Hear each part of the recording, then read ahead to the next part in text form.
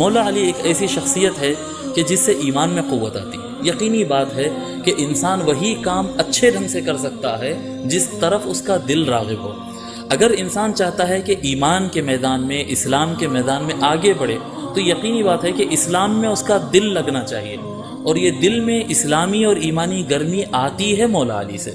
لیکن حقیقت میں حرارت اور جوش اور جذبہ جو آتا ہے وہ مولا علی کا اگر صرف نام بھی اگر آ جائے تو وہ جذبہ آ جاتا ہے، اور کیوں نہ ہو، جبکہ حضور اکرم صلی اللہ علیہ وآلہ وسلم نے ان کو سارے مؤمنین کا مولا بنایا، اور جبکہ انبیاء کا سلسلہ منقطع ہو گیا ہدایت دینے کا، اور حضور صلی اللہ علیہ وسلم خاتم النبیین ٹھہرے، جب لوگوں نے پوچھا کہ یا رسول اللہ کیا آپ کے بعد ہمارا کوئی رہبر ہوگا، تو آقا صلی اللہ علیہ وآلہ وسلم نے ایک ایسی نعمت عطا کی جو قیامت تک کے لیے انسانیت کے لیے، وہ مولا علی علیہ السلام کی ذات ہے۔ میرے پیر و مرشد حضرت سیدی محمد عبد القدیر صدیقی رحمۃ اللہ علیہ فرماتے، یا علی مرتضی یا ابو الحسن یا ابو تراب ارحموا یا سادتی فی قلتی فی ذلتی یا حسین یا حسن یا فاطمہ یا ابو تراب، یک نگاہ مرحمت بر حسرت بیچارہ کن، تابگے ای آہزاری تابکے ای اضطراب۔ انقلاب آیت اللہ خمینی صاحب نے لایا تھا، انہوں نے بہت بڑا کام یہ کیا ہے۔ یعنی فروع عقیدہ میں اگر دیکھیں تو ہم ان کو شیعہ سمجھتے ہیں، ہم سنی ہیں، لیکن ان کا جو انقلاب تھا وہ انتہائی اہم انقلاب تھا کہ ایک تو بادشاہت کو ہٹا کر انہوں نے جمہوریت کو لائی ہے، اور بنیادی اصول وہاں پر اسلام کے رکھے ہیں۔ یا ابھی جو رہبر اعلیٰ ہے علی خامنہ ای صاحب، یہ جو حضرات ہیں یہ شیعوں کے رہبر ہے اس طرح سے میں نہیں مانتا، یہ ایران کے رہبر اعلیٰ ہے۔ یعنی ایران کے اندر اہل سنت والجماعت کی کثیر تعداد ہے جو ان کو رہبر مانتی ہے۔ اس طرح کی رہبری کی اہل سنت میں، سعودیہ میں، مصر میں اور دنیا کے ہر کونے میں اس طرح کے مسلمان رہبروں کی ضرورت ہے جو اپنی قوم کو متحد کر سکے، دیگر مختلفی اقوام سے ادب اور اخلاق کے ساتھ بیہیو رکھنے، اور اپنے پڑوس سے، جیسا کہ ہم ایران کے معاملے میں دیکھتے ہیں کہ ایران اپنے پڑوسی ممالک کے ساتھ بہت اچھا ہے۔ آج جو ہم دیکھتے ہیں ورلڈ لیول پر مشرق وسطیٰ میں جو عالم اسلام کے ساتھ جو کچھ ہو رہا ہے، سیریا میں، فلسطین میں، ابھی لبنان میں اتنا خطرہ آج ہے، یمن کے حالات ہم دیکھیں، عراق کے حالات دیکھیں، اس کی وجہ کیا ہے؟ وجہ یہ ہے کہ یا ہم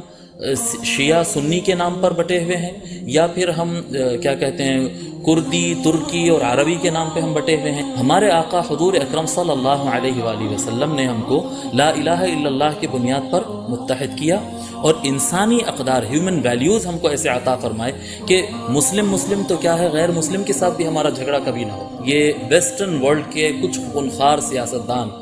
وہ پیٹرول کی دولت کے لیے یا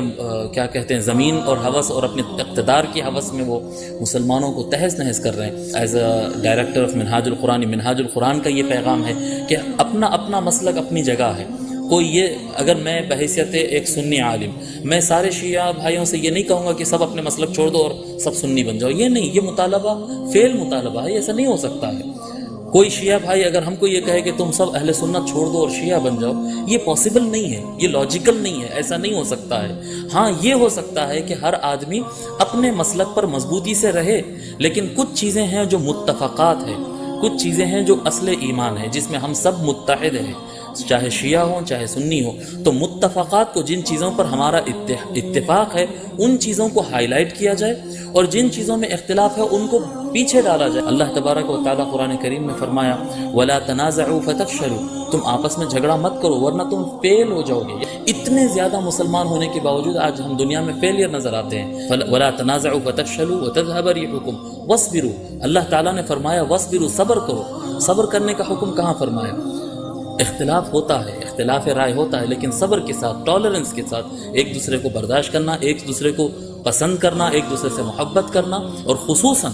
آیت اللہ علی خامنہ ای صاحب کا اسٹیٹمنٹ بھی میں پڑھا تھا، سابق میں آیت اللہ خمینی صاحب کا بھی میں نے فتویٰ پڑھا تھا کہ امہات المؤمنین اور اکابر صحابہ سے متعلق ادب کی زبان استعمال کرنا۔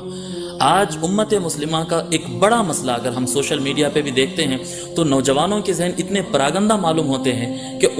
مثال کے طور پر اگر کوئی سنی اپنے مذہب کا ڈیفینس کرنا چاہتا ہے، وہ سمجھتا ہے کہ شیعہ کو گالی دے دو یہ کام ہے، یا کوئی شیعہ بھائی سمجھتا ہے کہ سنی کو گالی دے دو یہ کام ہے۔ نہیں، انہوں نے اتنی اچھی تعلیم دی کہ ادب کا لحاظ رکھو. یہ ادب اور اخلاق ایک ایسی چیز ہو سکتی ہے جو ہمارے درمیان کی نفرتوں کو ختم کرے اور ہم کو پھر سے متحد کرے. اور آئے دن ہم دیکھتے ہیں کہ جو ایران کے جو بھی رہنما ہوتے ہیں، آیت اللہ علی خامنہ صاحب تو کافی بڑے آدمی ہیں، رہبر اعلیٰ، ہم ان کے نمائندگان کو بھی دیکھتے ہیں، جیسے آج ان کے نمائندہ جو ہند میں ہیں، یہ نمائندگان کو بھی ہم دیکھتے ہیں کہ یہ اعلیٰ اخلاق کے لوگ ہیں. یہ جو اخلاق کے انہوں نے تربیت دی ہے